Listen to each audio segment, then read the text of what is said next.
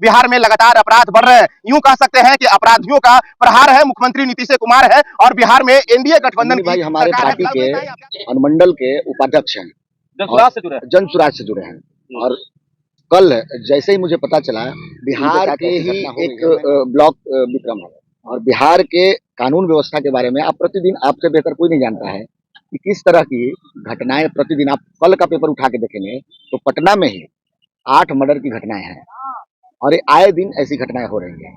कानून व्यवस्था एकदम खत्म हो चुका है और इसी पे कभी भी ऐसे तो इसी तरह बड़े लेवल पे कोई घटना होती है तो सामने व्यक्ति जिन्होंने गोली चलाया उनको पकड़ के अगर पुलिस शांत हो जाएगी तो उस घटना का उद्भेदन नहीं हो पाएगा। इसमें गहरी साजिश है, इसमें बड़े बड़े लोगों का हाथ है और हमारी मांग है कि सरकार वहां तक पहुंचे जहां से इसका सोर्स है।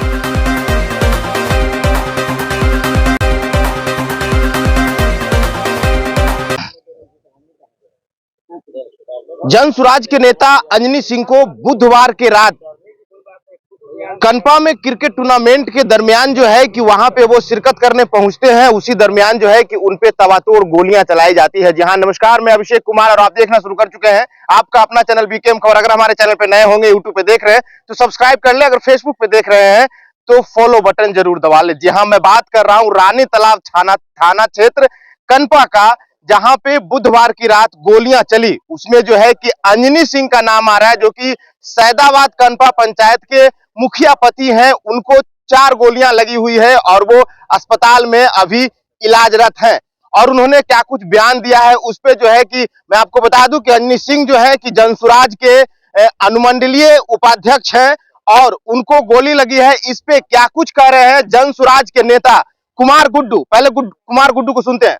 में मौजूद है और बड़ी बात, कल आप सभी को पता होगा कि 2 दिन पहले जो बड़ी घटना घटी थी, जो जनपारा के मुखिया प्रतिनिधि थे अंजनी सिंह, साथी और 2 लोगों पे गोली चलाया गया था क्रिकेट टूर्नामेंट के दौरान। हमारे भी जनसुराज के नेता, वरिष्ठ नेता कहें, पुराने नेता कहें, जलवा है इनका। जनसुराज पार्टी के लिए काफी अच्छा काम कर रहे विक्रम में, क्या कहेंगे इस पूरे प्रकरण पे आप? सबसे पहले तो हमारे अंजनी भाई हमारे पार्टी के अनुमंडल के उपाध्यक्ष हैं, जनसुराज से जुड़े हैं।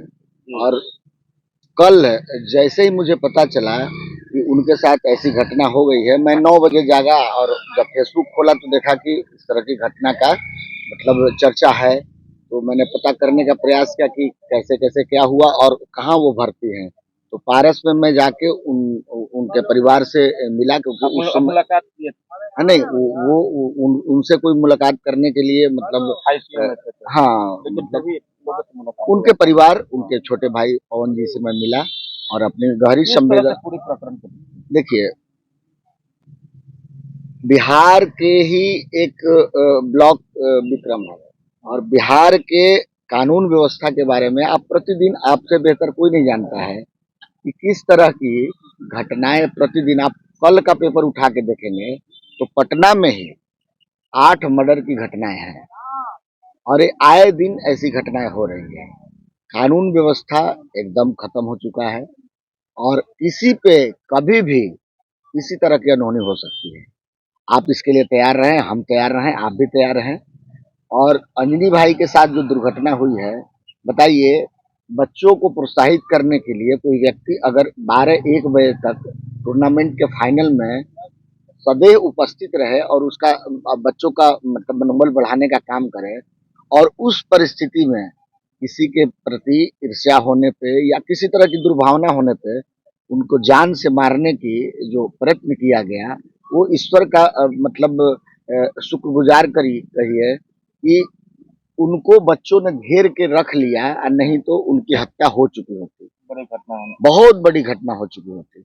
बच्चों का योगदान है, जिन बच्चों ने उन्हें बुलाया वो बच्चों ने घेर के उनको एक सुरक्षा कवच दिया और उसी क्रम में 2 बच्चे घायल भी हैं, जो एक पारस में और एक एम्स में भर्ती हैं। ये बहुत ही निंदनीय और बहुत दुखद है कि अगर बताइए कि अगर हम किसी राजनीतिक चीजों के लिए अगर बात उठाते हैं, कल हम पे ही इस तरह की घटना हो जाती है तो हमारे बच्चे, हमारे क्या मांग है सरकार से यही मांग है कि सरकार त्वरित कार्रवाई करते हुए उन घटना को अंजाम देने वाले और सबसे बड़ी सूत्रधार व्यक्तियों को तक पहुंचने की सरकार व्यवस्था करे। ऐसे तो अगर बड़े लेवल पे कोई घटना होती है तो सामने व्यक्ति जिन्होंने गोली चलाया उनको पकड़ के अगर पुलिस शांत हो जाएगी तो उस घटना का उद्भेदन नहीं हो पाएगा। इसमें गहरी साजिश है, इसमें बड़े बड़े लोगों का हाथ है और हमारी मांग है कि सरकार वहां तक पहुंचे जहां से इसका सोर्स है, जिनके जिन लोगों के दिमाग में षड्यंत्र आया और उन्होंने इसको कैसे इम्प्लीमेंट किया, और किसी एक वैसे व्यक्ति को जो आज के परिवेश में जो आप बिहार में और खास करके विक्रम नवतपुर में आप देखते होंगे कि उड़ता पंजाब की तरह स्मैक के लिए और छोटे छोटे नशे के लिए लड़के किसी की भी हत्या करने के लिए तैयार है, क्योंकि गुड्डू जी, इस चीज को कैसे देखते हैं? विक्रम के जनप्रतिनिधि का नाम लिया जा रहा है जिनको गोली लगी हुई है, अंजनी सिंह, वो कह रहे हैं कि विक्रम के जनप्रतिनिधि सिद्धार्थ सौरभ का नाम ले रहे हैं, इसको कैसे देखते हैं? देखिए, ये अनुसंधान का विषय है। प्रशासन को इस बातों को लेना चाहिए और वो जिस अवस्था में उनको गोली लगी थी और वो जो वीडियो बना रहे होंगे, मुझे पता नहीं कि किस अवस्था में वो वीडियो बना रहे थे, उनको अगर लगा होगा कि अगर इस घटना के बाद गोली लगने के बाद वो जीवित रहेंगे न रहेंगे, तो अपना इकबालिया बयान दे रहे थे। उस इकबालिया बयान में उस अवस्था में कोई झूठ नहीं बोल सकता और ये अनुसंधान का विषय है। पुलिस प्रशासन क्यों है कि अगर किसी पे आरोप लगता है तो उस आरोप का अनुसंधान कौन करेगा? पुलिस प्रशासन के सबसे निचले पदाधिकारी जो थाना के प्रभारी होंगे, उसके ऊपर डीएसपी साहब होंगे, उसके ऊपर एसपी साहब होंगे, उसके ऊपर आईजी साहब होंगे। तो ये तो उनके हो जाएगा। उनके उनके उनके अनुसंधान का विषय है, वो करें और दूध का दूध और पानी का पानी करें। क्या पढ़ते हैं? मेरा नाम है कुमार गुड्डू, मेरा घर है गोरखड़ी। मैं जन स्वराज पार्टी से जुड़ा हूँ। पिछले 1-1.5 साल से राजनीतिक गतिविधियों में और सामाजिक गतिविधियों में रहता हूँ और मेरा कोशिश रहता है कि सच्ची और अच्छी चीजों को आगे बढ़ाऊं।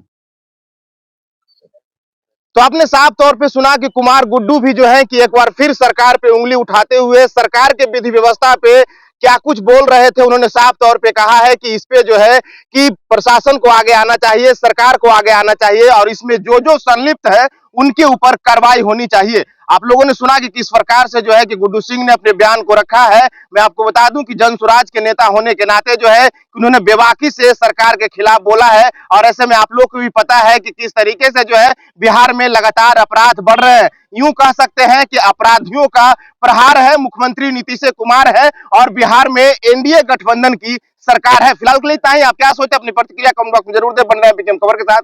जय हिंद, जय बिहार।